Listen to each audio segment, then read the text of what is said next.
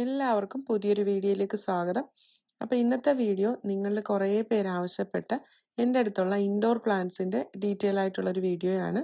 അപ്പോൾ എൻ്റെ വീഡിയോ കാണുന്നവർക്കൊക്കെ അറിയാം, ഞാൻ US പെൻസിൽവാനിയ സ്റ്റേറ്റിലാണ് താമസിക്കുന്നത്. ഇവിടെ കൂടുതലും നാളും 8-9 മാസവും തണുപ്പാണ്. നമ്മുടെ ചെടികൾക്കൊന്നും ആ ഒരു തണുപ്പ് സഹിക്കാൻ പറ്റില്ല. അപ്പോൾ അതുകൊണ്ട് തന്നെ വർഷം മുഴുവനും ഈ ചെടികളെല്ലാം റൂമിനുള്ളിൽ തന്നെയാണ് വളരുന്നത്. പിന്നെ ഇപ്പം എല്ലാവർക്കും ഇൻഡോർ പ്ലാന്റ്സ് വളർത്തുന്നതിൻ്റെ ഗുണങ്ങളും കാര്യങ്ങളും ഒക്കെ അറിയായിരിക്കും. അതിലേക്കൊന്നും ഞാൻ കിടക്കുന്നില്ല. എന്തായാലും നമുക്ക് വീഡിയോ കണ്ടു നോക്കാം. എൻ്റെ അടുത്തുള്ള ചെടികളുടെ എല്ലാം കോമൺ ആയിട്ട് അറിയപ്പെടുന്ന പേരുകളാണ് ഞാൻ പറയുന്നത്. സയൻറ്റിഫിക് ആയിട്ടുള്ള പേരുകളല്ല. അതുപോലെ തന്നെ ഓരോ ചെടിയും പല സ്ഥലങ്ങളിലും ചിലപ്പോൾ പല പേരുകളിലായിരിക്കും അറിയപ്പെടുന്നത്. അപ്പോൾ എന്തായാലും എനിക്കറിയാവുന്ന പേരുകളൊക്കെ ഞാൻ പറഞ്ഞു തരാം. അപ്പോൾ എന്തെങ്കിലും തെറ്റുകളുണ്ടെങ്കിൽ നിങ്ങൾ താഴെ കമൻറ്റ് ചെയ്താൽ മതി. ആദ്യത്തത് മാജസ്റ്റി പാം ആണ്. അപ്പോൾ ഇതൊരു ട്രോപ്പിക്കൽ ലുക്കൊക്കെ കിട്ടുന്ന നല്ല രസമുള്ളൊരു ചെടിയാണ്. പിന്നെ കുറച്ച് ഹ്യൂമിഡിറ്റി വേണം, ഇല്ലെങ്കിൽ ഇതിൻ്റെ ഇലയുടെ തുമ്പൊക്കെ ഇങ്ങനെ ഉണങ്ങി വരും. അപ്പോൾ ഇടയ്ക്ക് വെള്ളമൊക്കെ സ്പ്രേ ചെയ്ത് കൊടുക്കുന്നത് നല്ലതാണ്. പിന്നെ ഒരുപാട് വെള്ളം ഒഴിക്കത്തില്ല ഞാൻ. ഇവിടെ എപ്പോഴും നല്ല തണുപ്പായതുകൊണ്ട് 9 മാസവും ഞാൻ റൂമിനുള്ളിൽ തന്നെ വളർത്തും. പിന്നുള്ള ഒരു 2-3 മാസം സമയം വെളിയിലെടുത്ത് വെക്കും. അപ്പോൾ ആ മഴയൊക്കെ നനഞ്ഞ് നല്ല അടിപൊളിയായിട്ട് കളിക്കും. പിന്നെ വിൻ്റർ ആകുമ്പോൾ വീണ്ടും എടുത്ത് അകത്ത് വെക്കും. ഇനി അടുത്തത് അഗ്ലോണിമ സയം അറോറ എന്ന് പറയുന്ന ഒരു ചെടിയാണ്. അഗ്ലോണിമ റെഡ് എന്നും പറയും.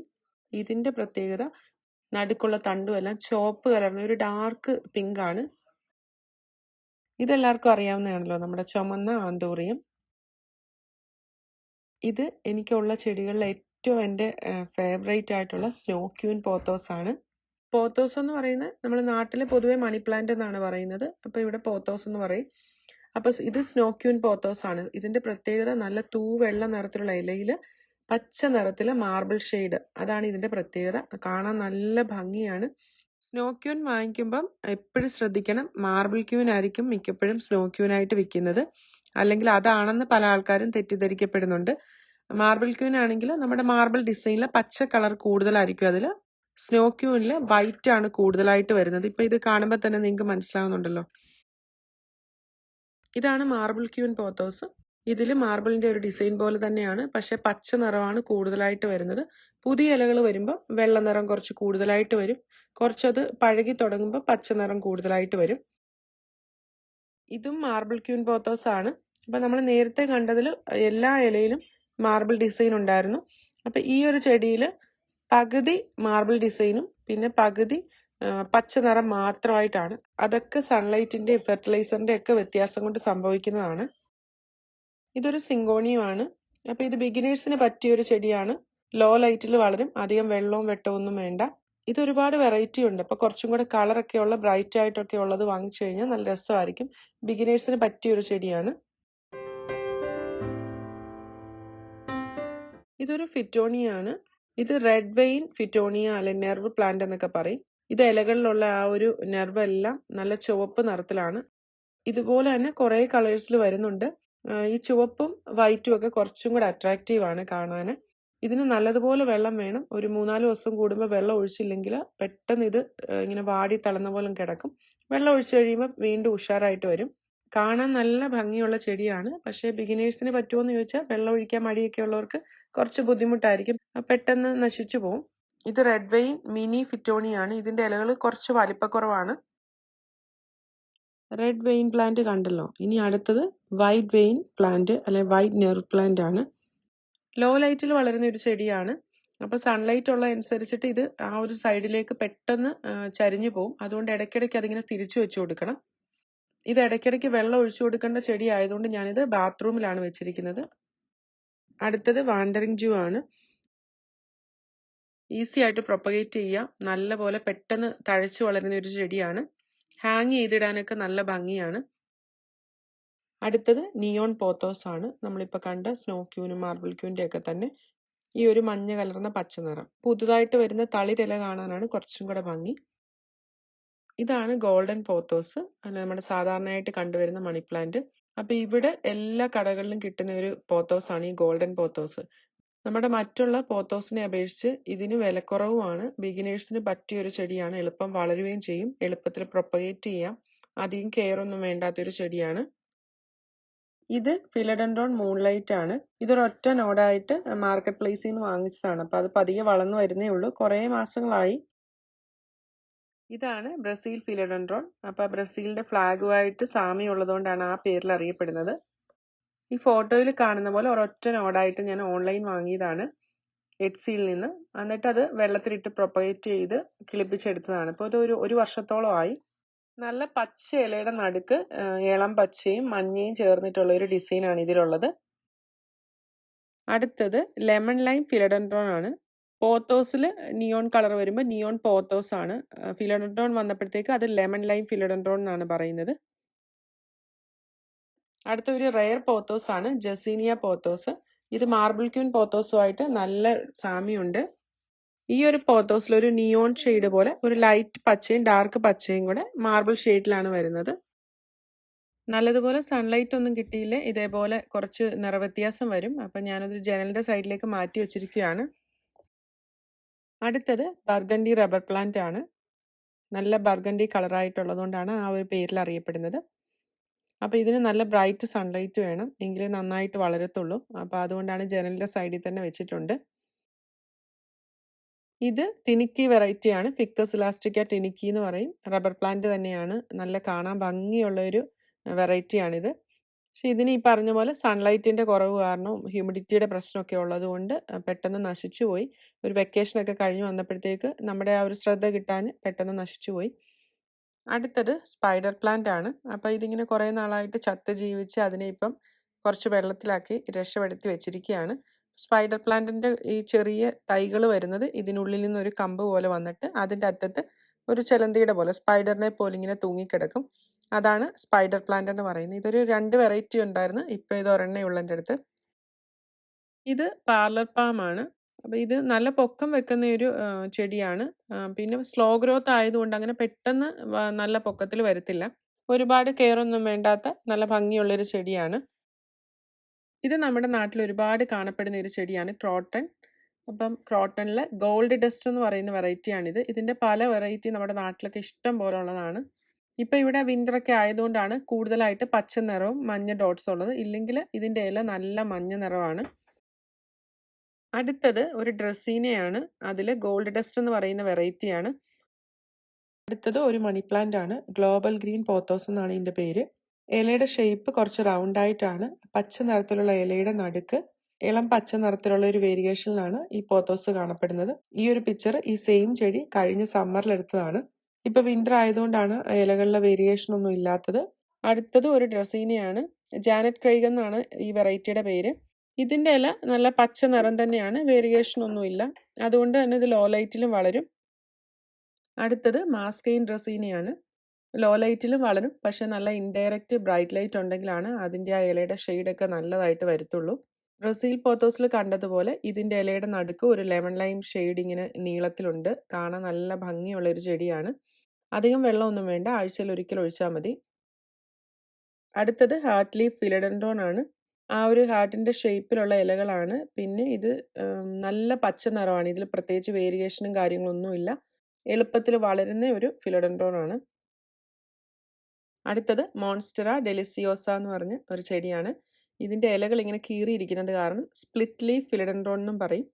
അപ്പോൾ ഈ ചെടികളൊക്കെ നമ്മുടെ പോത്തോസും ഫിലഡൻഡ്രോണും എല്ലാം ഈ വള്ളിച്ചെടി പോലെ പടർന്നു കയറാൻ ഇഷ്ടപ്പെടുന്ന ചെടികളാണ്. അപ്പോൾ ഇതിന് ഒരു കമ്പോ എന്തെങ്കിലും ഇതിന് നടുക്ക് വെച്ച് കൊടുത്താൽ ഇത് ക്ലൈംബ് ചെയ്ത് കയറും. വീടിനുള്ളിൽ വളർത്തുവാണ് ഒരു 6 to 8 feet, 6 തൊട്ട് 8 അടി വരെ ഹൈറ്റ് വെക്കും. അപ്പോൾ ഇൻഡോർ ആയിട്ട് വളർത്തുമ്പോൾ നമ്മളൊരു ഹൈറ്റ് മെയിൻറ്റെയിൻ ചെയ്ത് പോയാൽ മതി. അപ്പോൾ ഇതിങ്ങനെ പുതിയ ഇലകൾ വരുമ്പോൾ ഓരോ നോഡിൽ നിന്നും പുതിയ ഇലകൾ വരും. അപ്പോൾ അവിടെ വെച്ച് കട്ട് ചെയ്ത് വെള്ളത്തിലിട്ട് പ്രൊപ്പഗേറ്റ് ചെയ്തെടുത്താൽ മതി പുതിയ തൈ ഉണ്ടാകുന്നതിന് വേണ്ടി. അടുത്തത് ബേർഡ് ഓഫ് പാരഡൈസ് എന്ന് പറഞ്ഞൊരു ചെടിയാണ്. കണ്ടു കഴിഞ്ഞാൽ നമ്മുടെ വാഴയുടെയൊക്കെ കൂട്ട് തോന്നിക്കും. അത്യാവശ്യം ഹ്യൂമിഡിറ്റി വേണ്ട ചെടിയാണ്. ഹ്യൂമിഡിറ്റി കുറവാണെങ്കിൽ ഇതിൻ്റെ ഇല ഒരുപാട് കീറുകയും അതിൻ്റെ അറ്റമൊക്കെ ഉണങ്ങി കരിഞ്ഞ പോലെ ആവുകയൊക്കെ ചെയ്യും. ഇതിൽ ബേർഡിനെ പോലെ, അതായത് ഒരു കിളിയുടെ ഷേപ്പിൽ പൂവുണ്ടാകുന്നതുകൊണ്ടാണ് ആ പേരിൽ അറിയപ്പെടുന്നത്. എല്ലാ ദിവസവും ഒരു 6 മണിക്കൂറെങ്കിലും നല്ല സൺലൈറ്റ് കിട്ടി വളരുവാണെങ്കിൽ ഇത് പെട്ടെന്ന് പൂവുണ്ടാവും. അടുത്തത് എൻജോയ് പോത്തോസ്. ഇപ്പം നമ്മുടെ സാധാരണ മണി പ്ലാന്റ് പോലെ തന്നെ ഈ പോത്തോസിൽ ഇലകളിൽ വേരിയേഷൻ ഉണ്ട്. പിന്നെ ഇവിടെ നമ്മൾ വർഷം മുഴുവനും ഇങ്ങനെ ചെടികൾ ഇൻഡോറായിട്ട് വളർത്തുന്നത് കൊണ്ട് സമ്മറിൽ നമ്മളെടുത്ത് പുറത്ത് വെച്ചാൽ ഇത് പെട്ടെന്ന് കരിഞ്ഞു പോകും. അപ്പോൾ ഇൻഡയറക്റ്റ് ആയിട്ട് നല്ല ബ്രൈറ്റ് സൺലൈറ്റ് കിട്ടുന്ന എവിടെയെങ്കിലും വെക്കുന്നതായിരിക്കും നല്ലത്. അടുത്തത് ഒരു വേരിഗേറ്റഡ് പെപ്രോമിയാണ്. ഇതിൻ്റെ പേര് ഗ്രീൻ ഗോൾഡ് പെപ്രോമി എന്നാണ്. ഇതിന് പ്രത്യേകിച്ച് ഫെർട്ടിലൈസറിൻ്റെ ഒന്നും ആവശ്യമില്ല. വെള്ളം സ്റ്റോർ ചെയ്ത് വെക്കാനുള്ള ഒരു കഴിവുണ്ട് ഇതിന്. ഒരു സക്കുലന്റ് പ്ലാന്റ് പോലെയാണ്. ഒരുപാട് ബ്രൈറ്റ് ആയിട്ട് സൺലൈറ്റ് വേണമെന്നില്ല. ഒരു മീഡിയം ലൈറ്റിലും വളരും. അപ്പം ബിഗിനേഴ്സിന് പറ്റിയ ഒരു ചെടിയാണ്. കാണാനും നല്ല ഭംഗിയുള്ള ചെടിയാണ്.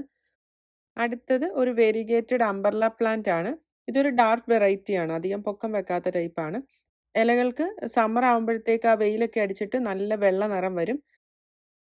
അടുത്തത് പേൾസ് ആൻഡ് ജെയ്ഡ് പോത്തോസ് ആണ്. നമ്മുടെ എൻജോയ് പോത്തോസും ഇതും കൂടെ അടുത്ത് വെച്ചാൽ കണ്ടു കഴിഞ്ഞാൽ രണ്ടും ഒരുപോലെ ഇരിക്കും. എൻജോയ് പോത്തോസിൻ്റെ ഇലകൾക്ക് കുറച്ചും കൂടെ വലിപ്പമുണ്ട്. പിന്നെ ഇങ്ങനെ ചുക്കി ചുളിഞ്ഞ പോലെയാണ് ഇരിക്കുന്നത്. ഇതിൻ്റെ ഇല കുറച്ച് ചെറുതുമാണ്, ഫ്ലാറ്റാണ്.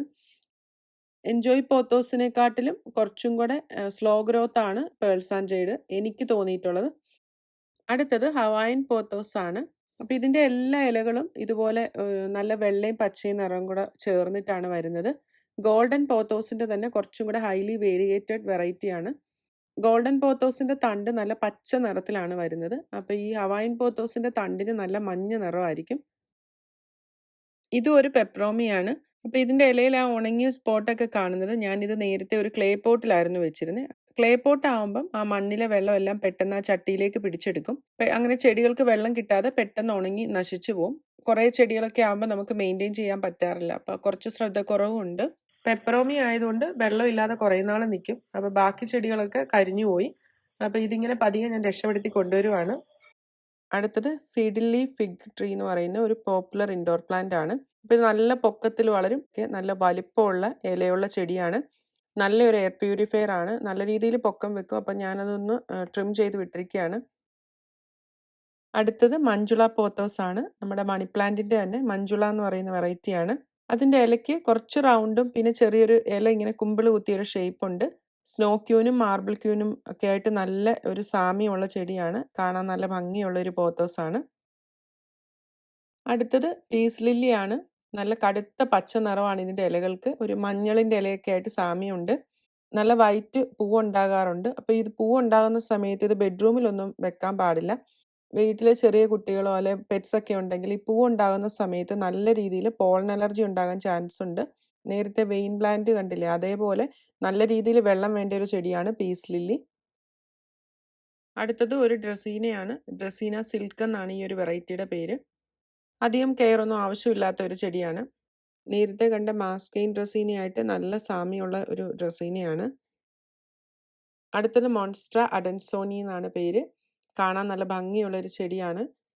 ചീസിലെ പോലെ ഡിസൈൻ ഉള്ളത് കൊണ്ട് സ്വിസ് ചീസ് പ്ലാന്റ് എന്നും ഇതിനൊരു പേരുണ്ട്. ഇതും പോത്തോസ് പോലെ തന്നെയാണ് പ്രൊപ്പഗേറ്റ് ചെയ്യുന്നതും പടർന്നു കയറുന്ന ചെടിയാണ്. അടുത്തത് സീസി പ്ലാന്റ് ആണ്. നല്ലൊരു എയർ പ്യൂരിഫയർ ആണ്. ഇത് ബിഗിനേഴ്സിന് പറ്റിയൊരു ചെടിയാണ്. സാധാരണ ചെടികളുടെ കൂട്ടല്ല, ഇതിന് വെള്ളം വളരെ കുറച്ച് മതി. 3 ആഴ്ചയിൽ ഒരിക്കൽ വെള്ളം ഒഴിച്ചാലും മതി. അടുത്തത് ഒരു അംബർല പ്ലാന്റ് ആണ്. നമ്മൾ നേരത്തെ dark variety variegated umbrella plant കണ്ടു. ഇത് വേരിയേഷൻ ഒന്നും ഇല്ലാത്ത അംബർല പ്ലാന്റ് ആണ്. ലോ ലൈറ്റിലും വളരും, പക്ഷേ കുറച്ച് സ്ലോ ഗ്രോത്ത് ആണ്. അടുത്തത് അലോക്കേഷ്യ പോളി. ഇത് ആഫ്രിക്കൻ മാസ്ക്, എലിഫന്റ് ഇയർ എന്നൊക്കെ ഇതിന് പേരുണ്ട്. ഇപ്പോൾ വിൻ്റർ ആയതുകൊണ്ട് അത് അങ്ങനെ കിളിക്കാതെ ഒരു ഡോർമെന്റ് സ്റ്റേജിലാണ്. അധികം വെള്ളമൊന്നും ഇപ്പോൾ ആവശ്യമില്ല. സമ്മർ ആകുമ്പോഴത്തേക്ക് നല്ലപോലെ കിളിച്ച് ഇലകളിൽ ആ ഒരു വേരിയേഷനൊക്കെ വരും. അടുത്തത് ഒരു ഡ്രസീനയാണ്. ഡ്രാഗൺ ട്രീ എന്ന് പറയുന്ന ഒരു വെറൈറ്റിയാണ്. ജനലിൽ നിന്ന് വെട്ടം കിട്ടുന്ന രീതിയിൽ കുറച്ച് ദൂരത്തായിട്ടാണ്. എല്ലാ ചെടികൾക്കും അത്യാവശ്യം ഒരു സൺലൈറ്റ് ഉണ്ടെങ്കിൽ നല്ല രീതിയിൽ വളരും. അടുത്തത് മിനി മോൺസ്റ്റയാണ്. ഇതും പോത്തോസും ഫിലഡൻഡ്രോണൊക്കെ പോലെ തന്നെ ക്ലൈംബ് ചെയ്ത് പോകാൻ ഇഷ്ടപ്പെടുന്ന ചെടിയാണ്. അപ്പോൾ ഒരു മോസ് പോളോ ട്രെല്ലീസ് എന്തെങ്കിലും വെച്ച് കൊടുത്തു കഴിഞ്ഞാൽ അത് ഈസി ആയിട്ട് വളരും. അത്യാവശ്യം സൂര്യപ്രകാശം കിട്ടി വളർന്നാൽ മാത്രമേ ഈ ഇലയിലുള്ള ആ ഒരു സ്പ്ലിറ്റ് നല്ലതുപോലെ വരത്തുള്ളൂ. ഇതെല്ലാം നമ്മൾ നല്ല രീതിയിൽ ചൂടടിക്കുന്ന രീതിയിൽ വെച്ച് കഴിഞ്ഞാൽ ഇലയെല്ലാം കരിഞ്ഞു പോകും. അപ്പോൾ ഇൻഡയറക്റ്റ് ആയിട്ട് ബ്രൈറ്റ് ലൈറ്റ് കിട്ടിയാൽ മതി. ഇതാണ് ജെയ്ഡ് പോത്തോസ്. നമ്മൾ ഹാർട്ട്ലി ഫിലഡൻഡ്രോൺ കണ്ടില്ലേ, അതേപോലെ പോത്തോസിൽ മണി പ്ലാന്റിൽ ഒരു ഡിസൈനും ഇല്ലാത്ത കുറച്ച് ഫാസ്റ്റ് ഗ്രോയിങ് ആയിട്ടുള്ള ചെടിയാണ് ഈ പോത്തോസ്. വേരിഗേറ്റഡ് പ്ലാന്റ് അല്ലാത്തതുകൊണ്ട് തന്നെ ലോ ലൈറ്റിലും വളരും. ഇതൊരു ബെഗോണിയാണ്. ഏഞ്ചൽ വിങ് ബിഗോണിയ എന്നാണ് ഇതിൻ്റെ പേര്. ഇതിൽ പിങ്ക് നിറത്തിലൊരു പൂവുണ്ടാവും. ഒരു മാലാഖയുടെ പുറകിൽ 2 ചിറകിരിക്കുന്ന പോലെ ഷേപ്പ് ഉള്ളതുകൊണ്ടാണ് ഏഞ്ചൽ വിങ് ബെഗോണിയ എന്ന് പറയുന്നത്. അടുത്തത് വേരിഗേറ്റഡ് ഇംഗ്ലീഷ് ഐവി ആണ്. ഹാങ് ചെയ്തൊക്കെ ഇടാൻ പറ്റിയ നല്ലൊരു ചെടിയാണ്. അതിൻ്റെ തന്നെ മറ്റൊരു വെറൈറ്റിയാണ് ഗോൾഡ് ബേബി ഐവി എന്നാണ് ഇതിൻ്റെ പേര്. ഇതിൻ്റെ ഇലകൾക്ക് ഷേപ്പിനും വ്യത്യാസമുണ്ട്. പിന്നെ ഇലകൾക്ക് അല്പം കൂടെ മഞ്ഞ നിറമുണ്ട്. നല്ലപോലെ ഹ്യൂമിഡിറ്റി വേണം. അപ്പോൾ ഇല്ലെങ്കിൽ ഇലകളൊക്കെ കരിഞ്ഞു പോകും. അപ്പോൾ ഇടയ്ക്കിടയ്ക്ക് വെള്ളം സ്പ്രേ ചെയ്ത് കൊടുക്കേണ്ടി വരും. അടുത്തത് ആദം ഐവിയാണ്. ഇതിൻ്റെ ഇലകൾ കുറച്ചും കൂടെ നീണ്ട ഷേപ്പാണ്. പിന്നെ നിറത്തിനും ചെറിയൊരു ലൈറ്റർ ഷെയ്ഡുണ്ട്. ഇതുപോലെ വേരിയേറ്റഡ് ആയിട്ടുള്ള ചെടികളാണ് എനിക്ക് കൂടുതൽ ഇഷ്ടം. കാണാനും നല്ല ഭംഗിയുള്ള ചെടിയാണ്. ഹാങ് ചെയ്ത് വളർത്താനൊക്കെ നല്ല ഭംഗിയായിരിക്കും. അടുത്തത് അലൂമിനിയം പ്ലാന്റ് ആണ്. ഇതിൻ്റെ ഇലകൾക്ക് ഒരു അലൂമിനിയം കളർ ഷെയ്ഡ് ഉള്ളതുകൊണ്ടാണ് ആ ഒരു പേരിൽ അറിയപ്പെടുന്നത്. ഇതും ഇങ്ങനെ കുറച്ച് ഇലകൾ ഡ്രൈ ആയി ഹ്യൂമിഡിറ്റിയുടെ ഒരു പ്രശ്നമൊക്കെ കാരണം അതിങ്ങനെ രക്ഷപ്പെട്ട് വരുന്നതേ ഉള്ളൂ. ഇതൊരു ലക്കി ബാമ്പു ആണ്. 2 വർഷമായിട്ട് ഒരു 6 ലക്കി ബാമ്പു ഉണ്ടായിരുന്നു. ഞാൻ വെക്കേഷൻ പോയ സമയത്ത് നമ്മുടെ ക്ലേ ബോൾസിൽ ഇട്ട് വെച്ചിട്ട് പോയി. അപ്പോൾ അങ്ങനെ ബാക്കിയുള്ളതിനൊക്കെ വെള്ളം കൂടുതലായിട്ട് മഞ്ഞ നിറത്തിലായിട്ട് നശിച്ചു പോയി. അടുത്തത് മണി ട്രീ ആണ്. ഇത് ഗിഫ്റ്റ് കൊടുക്കാനൊക്കെ പറ്റിയ നല്ലൊരു ചെടിയാണ്. കാരണം ഫിങ് ഷൂയി പ്രകാരം ഇത് ഗുഡ് ലക്കും പോസിറ്റീവ് എനർജിയൊക്കെ കിട്ടും എന്നാണ് പറയപ്പെടുന്നത്. പിന്നെ ഈ ഒരു തണ്ടിൽ 5 ഇലകളാണ് വരുന്നത്. 5 അല്ലെ 6 ഇലകളായിട്ടാണ് വരുന്നത്. 7 ഇല വരുന്നതാണ് ഗുഡ് ലക്ക് എന്നാണ് ആ ഒരു വിശ്വാസം. അടുത്തത് ഈസ്റ്റർ കാക്ടസ് ആണ്. സ്പ്രിംഗ് കാക്ടസ് എന്നും പറയും. അപ്പോൾ ആ മാർച്ച് ഏപ്രിലിൽ പൂവുണ്ടാകുന്നതുകൊണ്ട് ഇതിനെ ഈസ്റ്റർ കാക്ടസ് എന്നും സ്പ്രിംഗ് കാക്ടസ് എന്നും ഒക്കെ പറയും. എൻ്റെ അടുത്തുള്ളത് പിങ്ക് നിറത്തിലെ പൂവാണ്. ഇതുപോലെ തന്നെ ക്രിസ്മസ് കാക്ടസും ഉണ്ട്. അപ്പോൾ ഡിസംബറിലാണ് അതിൽ പൂവുണ്ടാകുന്നത്. ഇത് ഒരു ലെമൺ ലൈം ഡ്രസീനയാണ്. കാണാൻ നല്ല ഭംഗിയാണ്. എനിക്ക് ഏറ്റവും ഇഷ്ടമുള്ള ഒരു ഡ്രസീനയാണ്. അടുത്തിരിക്കുന്നത് ഒരു ഫേൺ ആണ്. അതും എനിക്ക് ഏറ്റവും ഇഷ്ടപ്പെട്ടതാണ്. ഇടയ്ക്കിടയ്ക്ക് ഡ്രൈ ആയിട്ട് കുറേ പ്രശ്നങ്ങളുണ്ട്. എൻ്റെ അടുത്ത് വേറെ ചെടികളുണ്ടെങ്കിൽ ഇത് രണ്ടും എപ്പോഴും എന്തെങ്കിലുമൊക്കെ പ്രശ്നങ്ങൾ കാണും. അപ്പോൾ നമ്മളൊരു ട്രിപ്പൊക്കെ പോയിട്ട് വന്നപ്പോഴത്തേക്ക് നല്ല രീതിയിൽ അത് അറ്റമൊക്കെ കരിഞ്ഞ് കുറച്ച് മോശമായി. അപ്പോൾ ഇതൊന്നും ഇപ്പം സ്ഥലമൊക്കെ മാറ്റി വെച്ച് പരീക്ഷിച്ചുകൊണ്ടിരിക്കുകയാണ്. അടുത്തത് മൈക്കൻസ് ഫിലോഡൻഡ്രോൺ ആണ്. നമ്മൾ ബ്രസീലും ഹാർട്ട് ലീഫും ഒക്കെ കണ്ടില്ലേ, അതിൻ്റെ തന്നെ വേറൊരു വെറൈറ്റിയാണ്. ചെറിയൊരു തൈയായിരുന്നു, അത് കിളിച്ചു വരുന്നതേ ഉള്ളൂ. ഇത് പോത്തോസ് പോലെ തന്നെ ഒരു ചെടിയാണ്. പക്ഷേ സ്കിൻഡാപ്സസ് പിക്ടസ് എന്ന് പറഞ്ഞ ഫാമിലിയിൽ പെട്ടതാണ്. സാറ്റിൻ പോത്തോസ് എന്നാണ് കോമൺ ആയിട്ട് അറിയപ്പെടുന്നത്. കാണാൻ നല്ല ഭംഗിയാണ്. ഇതിൻ്റെ ഇലകളിൽ ഒരു സിൽവർ ഡോട്ട് ഡോട്ട് പോലെ ഇങ്ങനെ ഒരു ഡിസൈനിലാണ് വരുന്നത്. അടുത്തത് നമ്മളിപ്പോൾ കണ്ട സാറ്റിൻ പോത്തോസിൻ്റെ തന്നെ വേറൊരു വെറൈറ്റിയാണ് സിൽവർ സ്പ്ലാഷ് പോത്തോസ്. സാറ്റിൻ പോത്തോസിൽ പച്ച നിറം കൂടുതലും സിൽവർ ഡോട്ട്സ് വളരെ കുറച്ചുമാണ്. പിന്നെ ഇലകൾക്ക് വലിപ്പക്കുറവുമാണ്. സിൽവർ സ്പ്ലാഷിൽ ഇലകൾക്ക് നല്ല വലിപ്പമുണ്ട്. അതുപോലെ ആ ഒരു സിൽവർ ഷെയ്ഡ് വളരെ കൂടുതലാണ്. അപ്പോൾ ഈ ഒരു വീഡിയോ എല്ലാവർക്കും ഇഷ്ടമായിട്ടുണ്ടോ എന്ന് അറിയത്തില്ല. കുറേ പേരുടെ ആവശ്യപ്രകാരം പോസ്റ്റ് ചെയ്തതാണ്. ഇഷ്ടമായിട്ടുണ്ടെങ്കിൽ എന്തെങ്കിലും ഒരു കമൻറ്റ് ഇടാൻ മറക്കരുത്. ഇനി മറ്റൊരു നല്ല വീഡിയോ ആയിട്ട് വീണ്ടും കാണാം.